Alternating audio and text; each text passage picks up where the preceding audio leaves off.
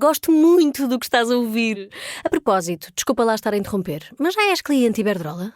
Como não? Então tens de ouvir antes isto. Quem fica na Iberdrola ganha mais. Descontos, vantagens, ofertas e só por aderir ganha 100 euros. Se a poupança e a energia verde também são música para os teus ouvidos, liga 800 500 500. Iberdrola. É 1 hora.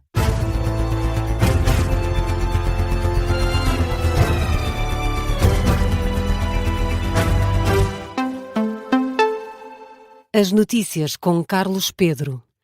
Boa noite, Jornal da Uma na Rádio Observador. A começar pelas eleições presidenciais, o antigo presidente do CDS-PP, Manuel Monteiro, revela ter sido sondado para ser candidato com apoio do Chega. A revelação foi feita em entrevista na SIC Notícias na última noite. Manuel Monteiro garante que nunca seria candidato pelo Chega, mas assume que em caso de uma candidatura poderia ter o apoio do partido de André Ventura. O antigo presidente do CDS rejeita uma associação ao Chega e refere que a abordagem foi feita por pessoas do partido. Pelo Chega, institucionalmente, não. Por pessoas do Chega, fui.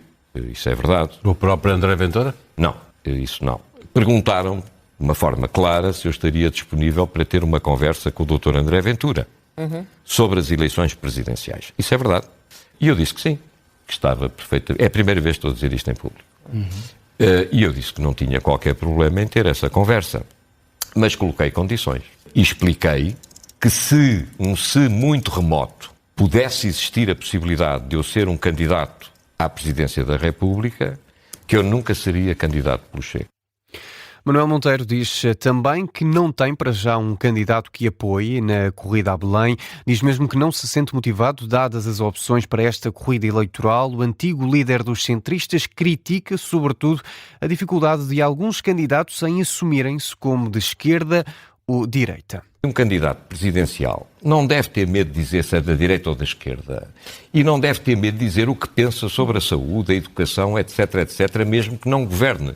Essa questão, para mim, eu que assisti a debates entre Freitas do Amaral e Mário Soares, muito novo, que assisti a debates entre Cavaco Silva e Jorge Sampaio, em que os candidatos se afirmavam sendo da direita, da esquerda, ou do centro-direita, ou do centro-esquerda, sem qualquer tipo de receio, não consigo entender como é que agora esta lógica de que somos tudo e o seu contrário, portanto, eu não me revejo. O antigo presidente do CDS-PP, Manuel Monteiro, em entrevista na SIC Notícias, assumiu ainda que não gosta deste regime semipresidencialista. Ainda na corrida a Belém, o ex-deputado Chega, Henrique de Freitas, pediu a desfiliação do partido. Em causa disto está o facto de considerar que a dignidade da função presidencial está a ser espezinhada. O pedido é feito numa carta enviada ao presidente da Mesa Nacional do Chega, João Lopes Aleixo. De acordo com a agência Luz, Henrique de Freitas critica a direção do partido sobre os cartazes para as eleições presidenciais, em que André Ventura aparece com mensagens a criticar as comunidades cigana e do Bangladesh. O Presidente da República acredita que as contas públicas vão piorar no próximo ano. Marcelo Rebelo de Sousa antecipa um excedente orçamental superior a 0,1% este ano, mas prevê um 2026 mais complicado. Em declarações à margem do encontro PME Inovação, que decorreu em Leiria, o chefe de Estado diz que em causa estão os fundos estruturais. Parecemos alemães. Nós discutimos se vai haver menos 0,1% este ano ou mais 0,1, 2, 0,4, 3 ou 4%. Se querem a minha opinião, vai haver superávit e superior a 0,1%. Também não é muito difícil, basta olhar para a economia portuguesa, falta, no caso da gestão financeira, falta um mês. Quem conhece como é a gestão das contas públicas está nas mãos do Estado. Mas eu apostaria que é um superávit, e ainda bem que sim, porque o ano que vem é mais complicado, em termos de dívida pública relacionada com os fundos estruturais. Marcelo Rebelo de Sousa sublinha o mérito do setor empresarial, em particular o universo das pequenas e médias empresas. Reconhece que o país mudou e está a mudar pelo papel dos empresários e dos trabalhadores. O Governo concedeu mais tempo para que a UGT analise as alterações propostas pelo Executivo à lei laboral. Há uma reunião apontada para o dia 10 de dezembro, na véspera da greve, que ainda está pendente. Anúncio feito pela Ministra do Trabalho, Maria do Rosário Palma Ramalho, depois da reunião com a UGT. A governante afirma que a central sindical é um parceiro importante, apesar da greve de 11 de dezembro se manter. E a UGT é um parceiro muito forte do Governo e, portanto, não temos qualquer razão para recusar. Apesar de o clima ser de aproximação de uma greve. Portanto, vamos dar ao UGT o tempo que ela pediu, aí depois recomeçaremos. Naturalmente, a reunião plenária do dia 10, se a greve não for desconvocada, terá condições para se realizar. Se a greve for desconvocada, se a greve se mantiver, com certeza que não vamos realizar uma reunião na véspera de uma greve e depois ver se há, de acordo com o tempo que a UGT precisará nos vai dizer que precisa para analisar o documento. Esta disponibilidade do Governo face à UGT foi elogiada pelo líder da Central Sindical, Mário Mourão.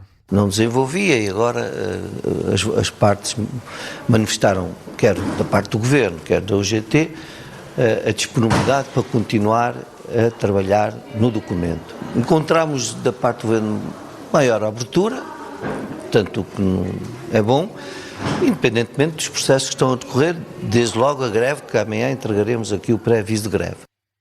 Quanto às matérias em que o Governo se dispôs a ceder, a UGT não revela para já. As negociações vão continuar apesar do pré-aviso de greve que vai chegar às mãos da Ministra Palma Ramalho esta quinta-feira. O PS sublinha que o Governo está a demonstrar desumanidade nas alterações que quer promover para a lei laboral. Diz que a proposta desprotege vários setores. O secretário-geral socialista deixa por revelar as expectativas que tem para a paralisação de dia 11 de dezembro, mas lembra que foi o primeiro a alertar para a amplitude deste pacote laboral do Governo. Desde o dia 3 de agosto deste ano, fui o primeiro líder partidário a pronunciar-me sobre a gravidade das propostas que estavam inscritas na legislação, na proposta do Governo para a legislação laboral. Ela é de uma grande desumanidade, ela coloca em causa valores fundamentais na proteção dos mais jovens, na proteção das mulheres trabalhadoras, na proteção das famílias e na proteção dos mais vulneráveis. O secretário-geral do PS numa conferência de imprensa no Largo do Rato. Falamos agora de saúde. O bastonário da Ordem dos Médicos acusa as ULS de recorrer a tarefeiros de forma abusiva. A Associação dos Médicos Prestadores de Serviços esteve esta quarta-feira reunida no Porto para discutir a aprovação do decreto-lei que vai regular a contratação destes clínicos prestadores de serviços para o SNS. Carlos Cortes não só acredita num abuso das unidades locais de saúde, como sublinha que nenhum profissional gosta de trabalhar a recibos verdes. E ao longo destes últimos anos, esta figura, a utilização, do meu ponto de vista, da prestação de serviço, foi abusiva da parte das unidades locais de saúde hoje, dos hospitais anteriormente, porque é uma forma... São médicos que trabalham a recibo verde. Eu penso que não há ninguém neste país que prefira trabalhar a recibo verde do que ter um contrato com o Serviço Nacional de Saúde. Ainda quando questionado sobre se é verdade que os médicos prestadores de serviço ganham mais sob a condição de recibos verdes, o bastonário da Ordem dos Médicos responde que está mais preocupado com a qualidade do trabalho médico e a capacidade de resposta do SNS. Isto numa altura em que está marcada para dia 29 deste mês uma reunião da Associação dos Médicos Tarefeiros com o Governo. O setor ameaçou suspender as urgências para protestar contra a aprovação de um decreto-lei que vai reduzir o valor por hora pago pelo SNS. Ainda assim, a Ministra rejeita que se mantenha o risco de paralisação da resposta urgente. Essa pergunta, eu acho que é uma pergunta que não deve ser feita ao Ministério da Saúde. Essa pergunta é uma pergunta que tem que ser feita a quem terá identificado... do Ministério ou não? A quem terá identificado uma situação que eu creio sinceramente que não me parece, e espero sinceramente que não aconteça, mas acima de tudo me parece que não é uma situação que se possa, compaginar como plausível. A Ministra da Saúde, Ana Paula Martins, no registro da SIC Notícias, à margem da celebração dos 10 anos da hospitalização domiciliária do Garcia de Horta, em Almada.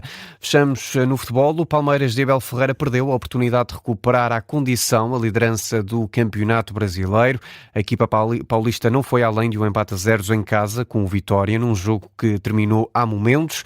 Com isto, o Flamengo pode aumentar a vantagem sobre o Palmeiras, mas a formação de Filipe Luís, que vai a esta altura medindo forças com o rival Fluminense no Maracanã, vai perdendo por 2-0. Fica por aqui este jornal. A informação regressa com a síntese da 1h30. Até já.